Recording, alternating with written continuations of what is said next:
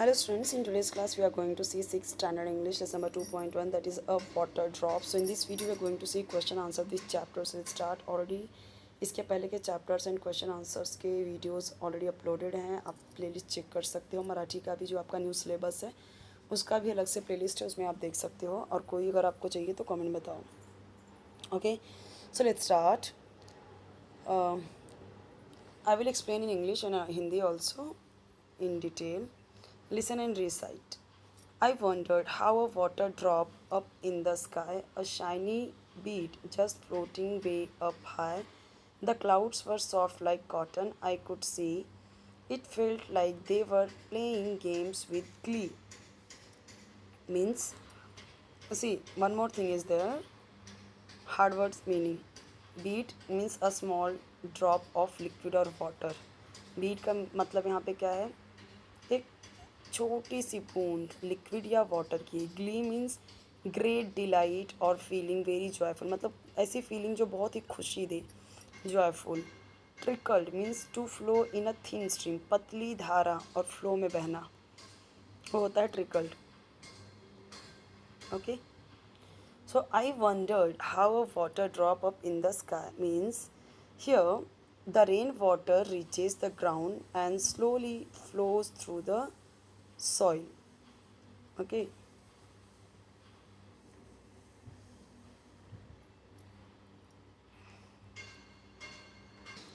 Means here the poet wonders how a tiny drop, छोटी सी बूंद, tiny drop of water reaches in the sky, मतलब कवि यहाँ पे जो हैं वो सोचते हैं कि पानी की एक छोटी सी बूंद आसमान में कैसे पहुँची। A shiny bead just floating way up high. Okay, means it looks like a shiny bead floating high above. Means वह कैसी दिखती है, चमकदार मोती जैसी दिखती है। The clouds were soft like cotton, I could see. Means the clouds appear soft like cotton. Means cloud appears soft like cotton, cotton जैसा रुई दिखता। मीन्स कि जो बादल है रुई जैसे मुलायम लगते हैं। Okay, it felt like they were playing game with glee. Means and the water drop seems to be happily playing with them. ऐसा लगता है कि जैसे पानी की बूंद खुशी खुशी उनके साथ खेल रही है। यानी अगर पूरा यहाँ से यहाँ तक अगर हिंदी में बताऊँ मैं, तो आप ऐसे बोल सकते हो कि पोएट बोलता है या सोचता है, वंडर है यानी आश्चर्यचकित है कि एक छोटी सी बूंद आसमान में कैसे पहुंची। वह चमकदार मोती जैसे दिखाई देती है, बादल रुई जैसे मुलायम लगते हैं और ऐसा लगता है कि पानी की बूंद खुशी खुशी उनके साथ खेल रही है। किसके साथ? बादल के साथ। ओके, नेक्स्ट पैराग्राफ पे आते हैं। The wind would push it here and there around, like hide and seek, but rise above the ground. Then suddenly it fell down as the rain. I wondered whether it was loss or gain. Means the wind would push it here and there around. मतलब यहाँ पे कहने का मतलब है कि the wind blows the water drop from one place to another. यानी हवा पानी की बूंद को इधर उधर उड़ाती है। हियर एंड देयर मीन्स इधर उधर, पानी की बूंद को क्या करती है? हवा, हवा विंड मीन्स हवा, पुश करती है, धकेलती है यहाँ वहाँ। ठीक है। Like hide and seek but rise above the ground. Okay, means it seems as if the drop is playing hide and seek in the sky. ऐसा लगता है जैसे वह आसमान में आँख मिचौली खेल रही हो। इस लाइन का मतलब है, ऐसा लग रहा है कि जैसे वो आसमान में आँख मिचौली खेल रही हो। हाइड एंड सीक क्या होता है? जो एक छुपते हैं आँख बंद करके और बाकी मतलब एक आँख बंद करके खड़ा रहता है बच्चा और बाकी लोग छुपते हैं फिर उनको ढूंढता है, वो होता है हाइड एंड सीक। ठीक है। Then suddenly it fell down as the rain. Means after some time it falls to the earth as rain. फिर वह क्या करता है? बारिश बनकर धरती पर गिर जाती है। I wondered whether it was loss or gain. Means the poet wonders whether falling down is a loss or a gain for the water drop. मतलब पोएट यहाँ पे सोचता है कि यह वाटर ड्रॉप के लिए फ़ायदा है या नुकसान जो वो ज़मीन पे आया ऊपर से. It landed on the ground and trickled slow it through soil where roots and tiny creatures grow. Then pipes and tanks all carried it along, pleasingly humming as a melodious song. अब यहाँ पे क्या मतलब है देखो. The rainwater reaches the ground and slowly flows through the soil. It landed on the ground. Ground यानी ज़मीन. Land मतलब ज़मीन पे आया. Trickled slow. ठीक है. मीन्स बारिश के बूंद ज़मीन पर गिरकर धीरे धीरे मिट्टी में बहती है. Through soil where roots and tiny creatures grow. Means it gives water to plant, roots and tiny living creatures, right? फिर वह पौधों की जड़ों में, रूट्स यानी जड़ों में, टाइनी क्रीचर छोटे छोटे जो जीव जंतु हैं जो उगते हैं, ठीक है, वह पौधों की जड़ों और छोटे जीव तक पानी पहुंचाती है. Then pipes and tanks all carried it along. Then later it travels through pipes and water tanks. फिर पाइप और टैंकों के माध्यम से आगे बढ़ती है. Pleasingly humming as a melodious song. Then the flowing water makes a pleasant sound like a sweet song. Means बहते हुए पानी की आवाज़ मधुर गीत जैसे लगती है. मेलोडियस सॉन्ग मतलब मधुर गीत.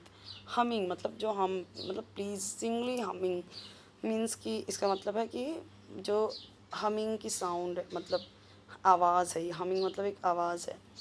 At last it reaches my tap's small shiny spout and splashed into the basin as it gushed out. Means finally the water drop reaches the tap in the poet's house. बोलता है ना यहाँ पे माई taps. यहाँ कौन माई कौन बोल रहा है यहाँ पे जो पोएट है. Okay. When the tap is opened, the water comes out quickly and splashed into the basin. So this completes the water drop's journey from the sky to the tap. Means अंत में. At last means अंत में यह पहुंचता है मेरे छोटे मतलब मेरे टैप नल जो होता है उसके उसमें आता है शाइनी स्पाउट यानी अंत में पानी की बूंद कवि के घर के नल तक पहुंच जाती है. फिर नल खोलने पर वह तेज़ी से बाहर निकलती है और कहाँ गिरती है, बेसिन में. इस तरह से आसमान से नल तक पानी की बूंद की यात्रा पूरी हो जाती है. Actually main idea of the poem is the poem explains the journey of a water drop through the water cycle from the sky to the clouds, then as rain through the soil, pipes, and finally to our tap, right? It teaches us how valuable and wonderful water is, right? So यहाँ पे हमारा ये complete होता है. Now question answer we will see in the next video.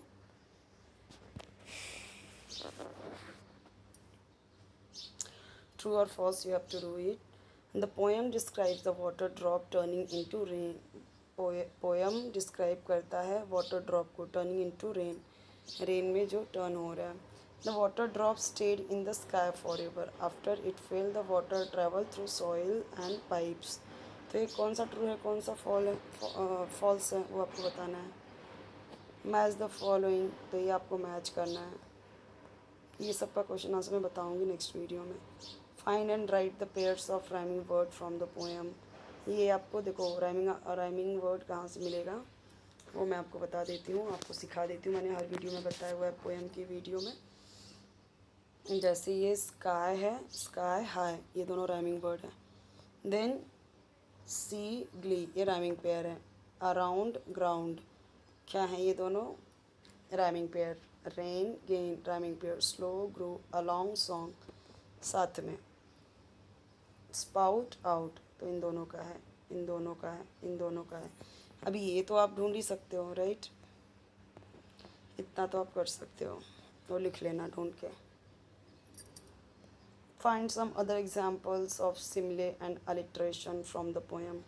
सिमले क्या होता है, जहाँ पे एग्जाम्पल दिया जाए किसी एक चीज़ का दूसरी चीज़ से. जैसे क्लाउड्स कैसे हैं, सॉफ्ट लाइक कॉटन. जहाँ पे ये लाइक आ जाए और ये एज आ जाए तो अगर लाइक और एज आ रहा है वो सिमली है। तो ऐसे और भी ढूंढना है आपको। अलिट्रेशन क्या है? अलिट्रेशन होता है जैसे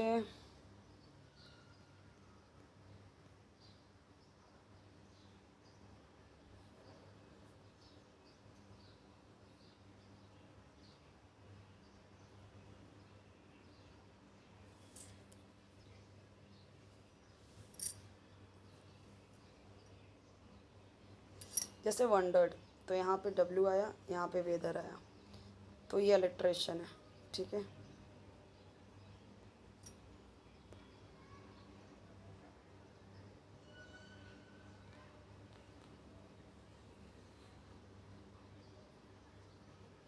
जैसे यहाँ पे देखो, स्मॉल शाइनी स्पाउट, तो तीनों में क्या है? एस, तो ये अलिट्रेशन है। S S S, small shiny spout, तो ये तीनों में एस एस आया, तो ये क्या हो गया? मतलब एक ही लाइन में स्टार्टिंग में ही सेम लेटर हो, वहाँ पे अलिट्रेशन होता है।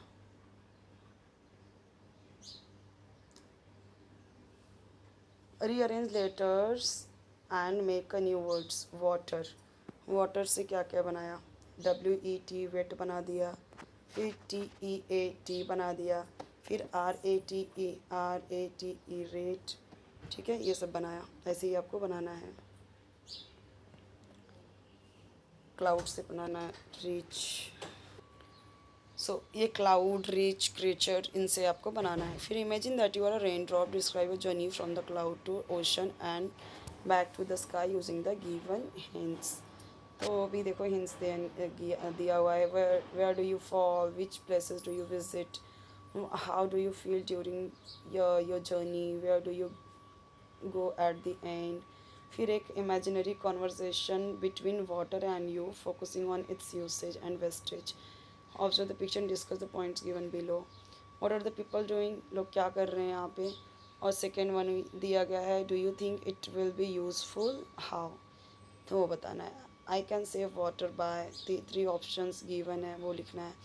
Then prepare a poster on save water and paste the poster on the classroom wall. So अभी हम देखेंगे नेक्स्ट चैप्टर, आपका question answer. Then after that next point 2.2 the midnight stitch. Okay, so channel जरूर subscribe कीजिए, video like कीजिए, friends के साथ share कीजिए, बेल आइकन जरूर प्रेस कीजिए ताकि जब भी नई वीडियो अपलोड करूँ आपको उसका नोटिफिकेशन ईजिली मिल जाए, ढूंढने की जरूरत नहीं पड़े आपको।